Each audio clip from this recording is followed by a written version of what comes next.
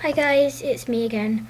I'm just doing another video because my other one went wrong and I accidentally deleted the one that's meant to be 4 parts, but I accidentally did 3 and I deleted number 3 and accidentally named part 4 number 4. So I'm doing part 3, the real part 3 that continues on from part 2. And basically, as I was saying, the apps you're going to need on the homebrew channel are Gecko, Save Game Installer, and Save Game Extractor. And basically, once you've got those apps, you can do IEC toolkit. And what you do is you get your SD and you put it in the way, or check that you've got it in the way, and you have to have the SD in. And you then just basically go to Save Game Installer, no, Extractor, Extractor, and make sure you've got your Animal Crossing game in. You have to have your Animal Crossing game in, and once you've got that in, or made sure you have got it in, go to Save Game Extractor and follow the instructions. And if it says you can press reset or the A button or power or the B button, it doesn't support that. Well, sometimes we don't support that, so it'd be better off if you just pressed reset or power button, because it's going to save you time trying to do it with the A or B button. And then you go and you do what it says. It says it's dumping the save game, but it doesn't mean anything to like delete. It's basically copying the game onto your SD. It's not going to do anything to your saved game. You still have it on the disk. It's just you've got a copy of the data onto your SD.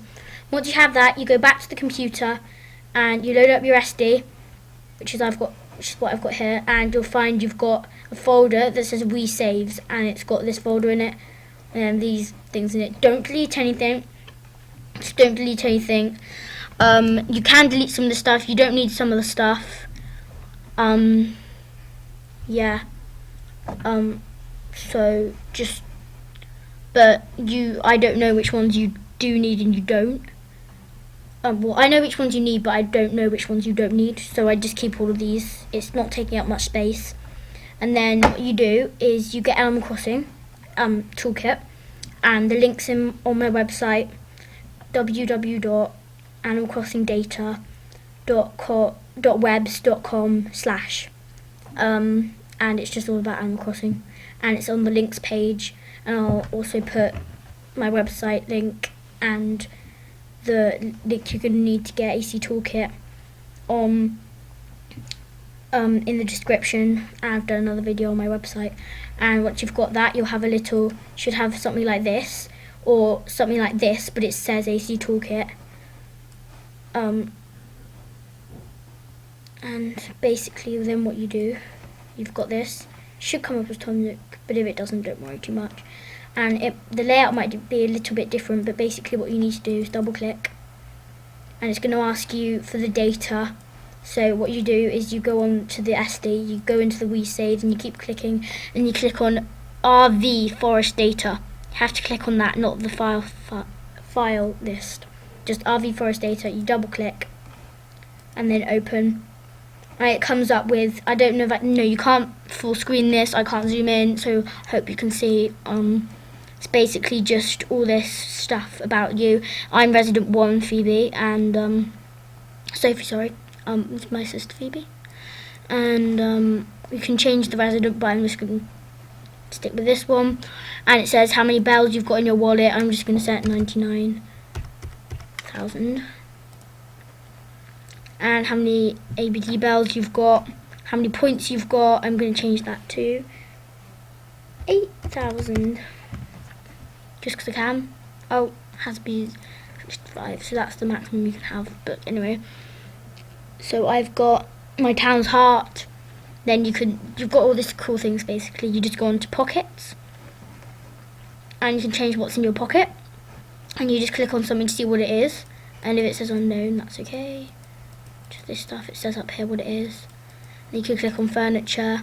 Click on any of this stuff. Click on it. Sorry. And then so if I wanted an exotic bed in my pockets, I could just place it here. and it'll be placed, but I don't want to, so I'm just going to press cancel. And you can change your emotions, which is what you get when you go to the cinema in town. You can change them here. I'm not going to do, because I like mine. You can change your appearance. Yeah, I did change that. And yeah, and you can change what you've got in your drawers if you've got a wardrobe or anything. And then what's really cool is you can go into file, residence, change what you're editing, who's resident. You can change you can look at your town map, change your gate style, you can restore the grass or remove it. And you can edit acres, which I don't suggest, don't do it.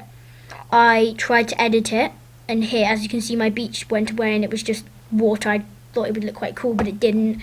Don't do it unless you absolutely know what you're doing. It will muck it up completely, so I had to just put water there so my beach ends there and it looks a bit weird. Don't do that unless you know what you're doing.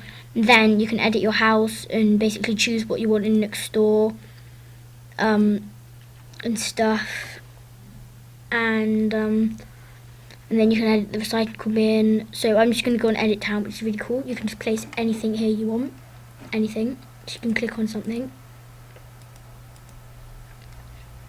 So click on anything, basically anything. I changed this yesterday, so I'm not going to change anything because I just edited it yesterday in my town. So here you can go down, and here you can see where I mucked it up here. And you can remove items, remove terrain, remove weeds, and revive flowers. I'm just going to remove the weeds and revive the flowers, even though I don't have any. And yeah. And so that's pretty much it.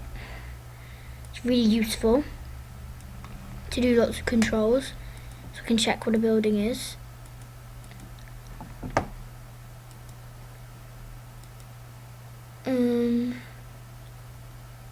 Oh, right, I can move my fountain anywhere I want.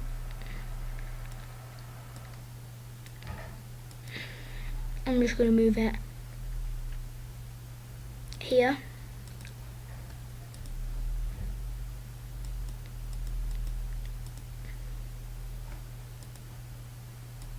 This is the fountain, I want to move it, so I'm going to move it there. I'm going to move this again. Oops. And yeah, and I can change anything, basically anything I want, and it's pretty cool. And so I could check anything here. Yeah. So when you're done, you just press apply, otherwise it won't save your settings. And you go into file, save, and you have to press save and you press yes. And then in a minute or so it'll come up with a message, and then it says file was saved successfully, and then you press OK, and that's saved to exit. And then all you do is you go back onto your Wii, put the SD in, and you go on the homebrew channel, but this time you go on save game installer, and it basically saves all the changes you've made. And yeah, that should be it. It should be done. So thanks for watching, subscribe, check out my websites in the description. Yeah.